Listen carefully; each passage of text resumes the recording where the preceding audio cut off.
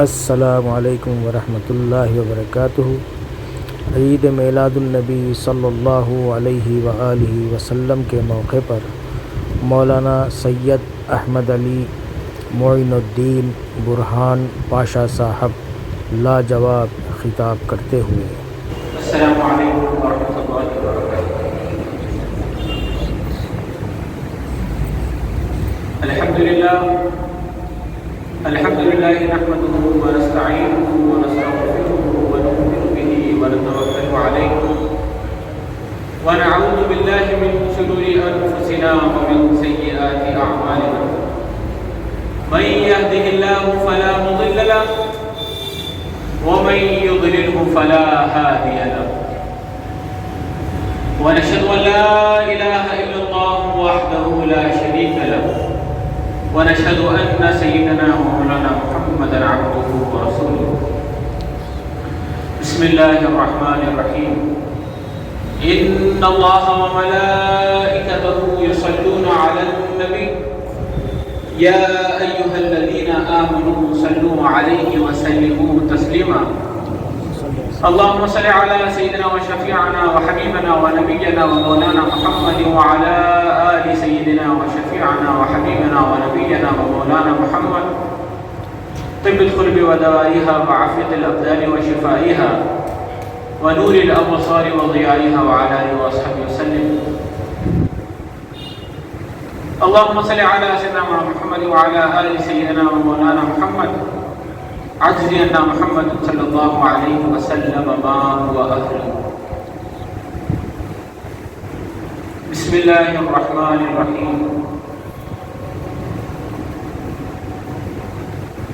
إن الصفا والمروة من شعائر الله صدق الله مولانا العظيم وصدق وبلغنا رسوله النبي الأمين الكريم ونحن على ذلك لمن الشاهدين والشاكرين آمين والحمد لله رب العالمين۔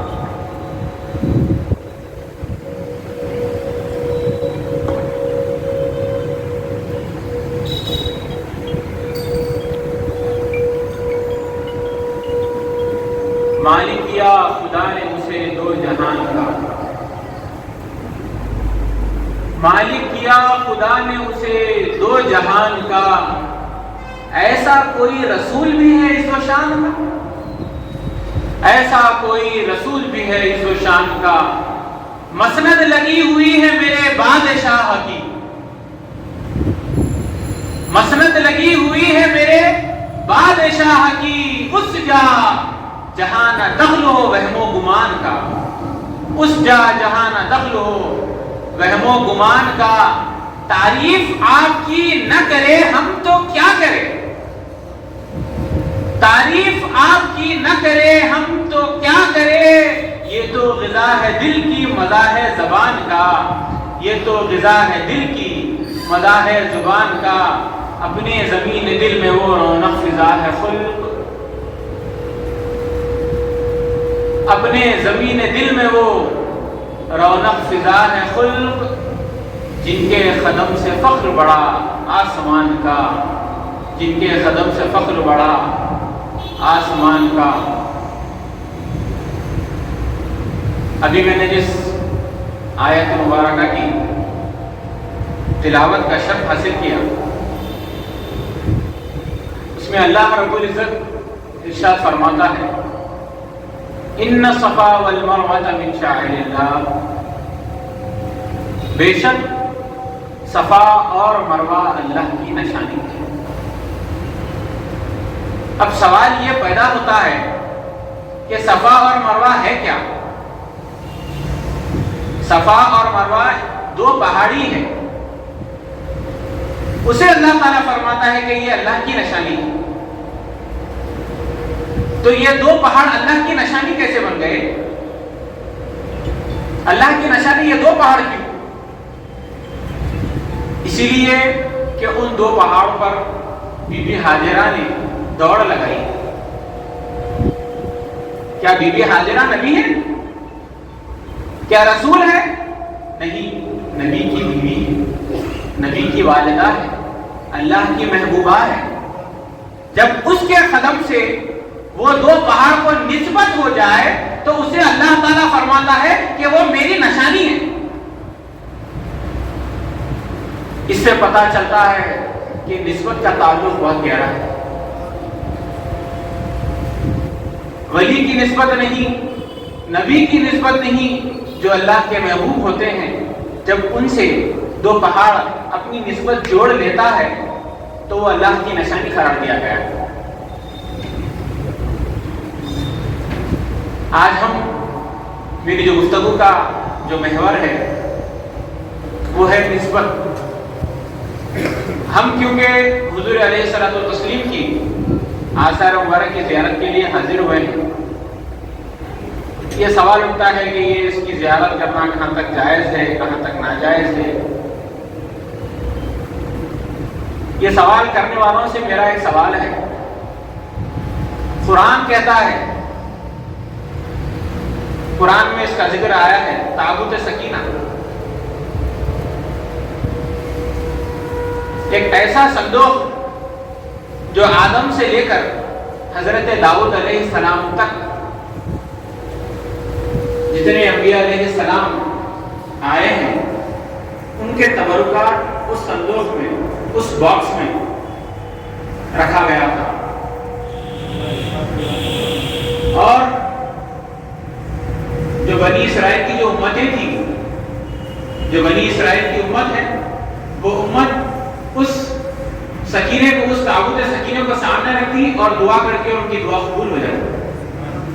ان پر جب کوئی مشکل آتی، جیسا ہمارے پاس حال ہی میں کووڈ-19 گیا ہے، ویسے ہی وہ دور میں بہت سے وبائیں آئے ہیں، وہ لوگ سامنے اس صندوق کو رکھتے، دعا کرتے، ان کی دعا قبول ہو جاتی۔ جب کسی کو شفا ملنا ہوتا تو وہ لوگ اس مریض کے سامنے وہ صندوق رکھتے اور دعا کرتے اور انہیں شفا مل جاتی۔ یہ تابوت سکینہ ہے کیا؟ اس میں حضرت ابراہیم علیہ السلام کا جبے کا کچھ حصہ ہے اور بہت سے انبیاء علیہ السلام کے بہت سے تبرکات، کسی کے نالین مبارک تو کسی کا امامہ۔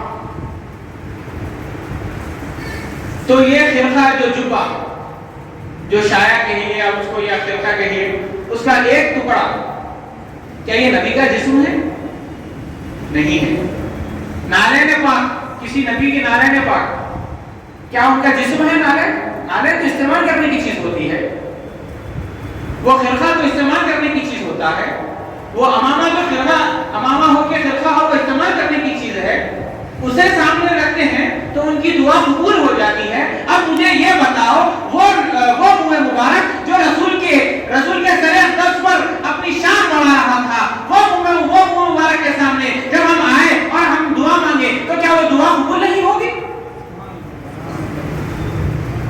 پتہ چلتا ہے کہ جب کسی چیز کو کسی نبی سے نسبت ہو جائے تو اس کی یہ برکت اور اس کی یہ تاثیر ہوتی ہے۔ تو جب عام نبیوں کا یہ حال ہے تو وہ منہ مبارک جس کو رسول سے نسبت ہو جائے تو اس کی برکت اور اس کا اثر کیا ہوگا؟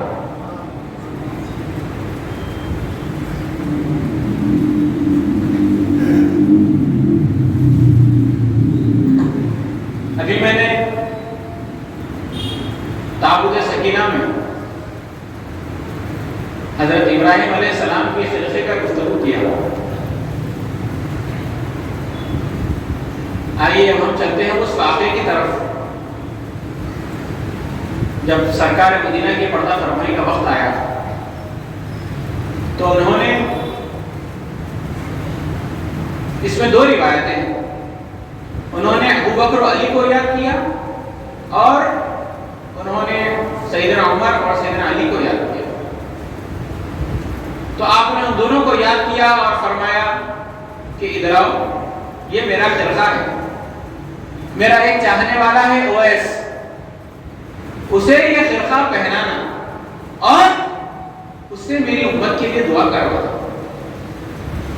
بتائیے کیا نبی کی دعا سے بڑھ کر کسی کی دعا ہے؟ نہیں ہے۔ یہ بتایا گیا جو دیوانے ہوتے ہیں ہم ان کی آبرو ایسے بڑھایا کرتے ہیں، وہ اویس جو عشق و محبت کا پیکر، دیوانگی سے سرشار، ایسی منزل میں کہ جہاں جنون فخر کرے، محبت رشک کرے، عشق بول اٹھے۔ دیوانے ایسے ہوتے ہیں، دیوانے ایسے ہوتے ہیں۔ اب چلے ہوئے اس کو تلاش کرتے، پتا چلا کہ کسی جنگل میں ہے۔ اب بتائیے کہ دیوانے کا دل شہر میں کہاں